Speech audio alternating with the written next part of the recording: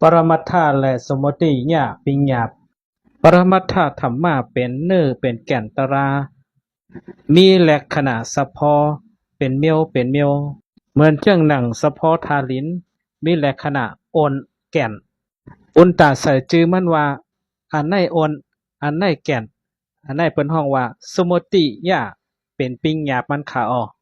มันเป็นจื้อมันกวยเหมือนเจ้งหนังมารก็ตีห้องแทงจื้อเหมือนเจ้งหนังเอ็งเกรก็ตีห้องแทงจื้อเมียวหนึ่งเหมือนเจ้งหนังไตซ้ำห้องว่าโอนแก่นว่าในคาเหมือนเจ้งหนังผู้เหตุการณ์สติปัฏฐานสี่นั้นเมื่อเตจ้ามันเตและมาต้องในปิงหยาบเหมือนเจ้งหนังต้วยล้มเข้าล้มออกเข้ายาวออกยาวเหมือนเจ้งหนังจุกยาวไปยาวยืนยาวยิบยาวเตจ้ากว่าเจไนกำเลื่อนมาผูกย่างกำนั้นเตไลพิกแปดอันเป็นปิงหยาบมันสติปิญญาและเตไลมาต้องอ่านเป็นปรมัตถะธรรมะนั่นกวยก็เปว่าปรมัตถะ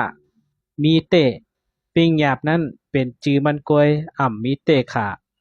เหมือนเจ้งหนังต้วยมาต้องล้มเข้าล้มออกเข้ายาวออกยาวกำเลื่อนมาผูอันมีสติปิญญาหาวแห้งแลเตมาต้องหันล้มอันจิตที่อยู่ตีจำคู่หลังเฮานั่นบางปอกมันกัดบางปอกมันอุ่นบางปอกมันใหม่ผู้ย่างกำนั่นก็จังหันสติมาต้องอันเป็นถัดภัยอยู่นั่นค่ะ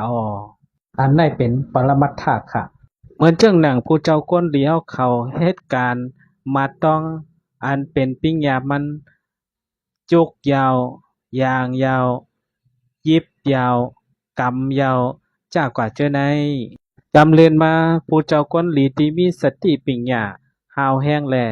แต่หันว่าเมื่อพองจุกอยู่นั้นมีถาดลิ้นอันแก่นอันอ่อนบางปอกบางเหลอมีถาดไผ่อันกัดอันใหม่บางปอกก็บางเหลอมีถาดลมอันต้องหนึ่งสั่นคอนอยู่นั้นพุทธปอเป็นมาขาปนตะยิบยาวจุกยาวยางยาวกำยาวเจไนเตหายกว่าก็เปว่าปรมัตถะมันป่อมาปิ้งหยาบมันเตหายกว่าค่ะก็เปิ้นนั่นแลผู้เจ้าก้นหลีเฮาเขาที่เหตุการณ์สติปัฏฐานสี่ปาว่าปัปพะเหลอมีอยู่หลายปัปพะนั้นสังวาสติปิญญานำมาในจึงเตหันเฉพาะและขณะอันเป็นปรมัตถะนั้นกวยขามีปิงหยาบยาวก็เปิ้นนั่นแลเมื่อเตจ้าพึกการตายาอยู่นั้นเตจ้ามันแต่ไลปึงอิงเอาสมุติยะอันเป็นปิงหยาบมันนั้นกวยขาปุนตาเตกว่าฮอดถึงอันเป็นปรมัตถะมันนั่นขาก็เปิ้นนั่นแลผู้เจ้าก้นเหลียวเขาตาเต